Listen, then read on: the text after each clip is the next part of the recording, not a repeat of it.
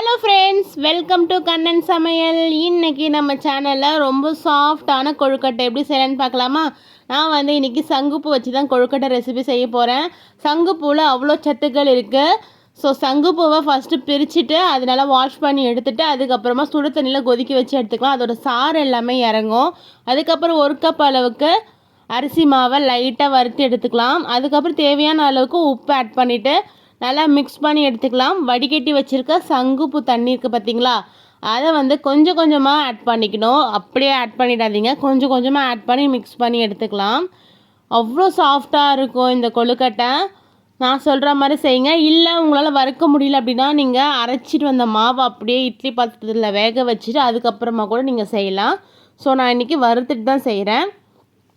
பாருங்கள், மாவை தொட்டு பார்த்தாலே நல்லா சாஃப்டாக இருக்குது பாருங்கள். இப்போ வாழை இலையில் கொஞ்சமாக எண்ணெய் தடவிருக்கேன்.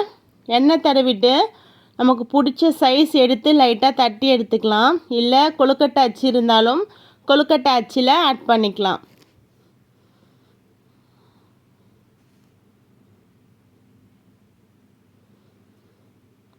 அவ்வளோதான், தட்டி எடுத்தாச்சு.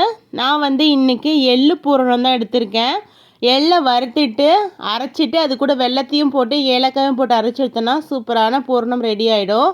ஸோ இன்றைக்கி எள்ளு பூரணம் தான். நடுவில் தேவையான அளவுக்கு வச்சுட்டு இது 2 வாழை இலையும் லைட்டாக அப்படி மடித்து ஓரம் மட்டும் ப்ரெஸ் பண்ணால் போதும். நடுவில்லாம் ப்ரெஸ் பண்ண வேணாம். ஓரம் மட்டும் ப்ரெஸ் பண்ணிங்க அப்படின்னா சூப்பராக கொழுக்கட்டை ரெடி ஆகிடும்.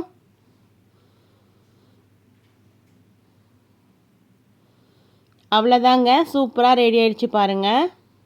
கையிலையும் ஒட்டாமல் வரும், அவ்வளோ சாஃப்டாக இருக்கும்.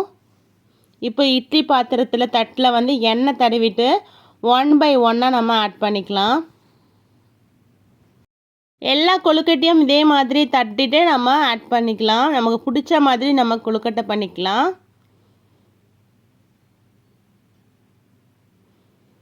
இதுவும் சூப்பராக ரெடி ஆகிடுச்சு. அதே மாதிரி எல்லா கொழுக்கட்டையும் பிளேட்டில் ஆட் பண்ணிக்கலாம்.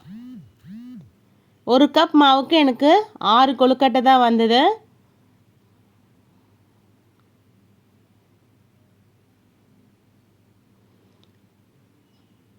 இப்போ மேலே மூடி போட்டு நம்ம வேக வச்சு எடுத்துக்கலாம். அவ்வளோதான்.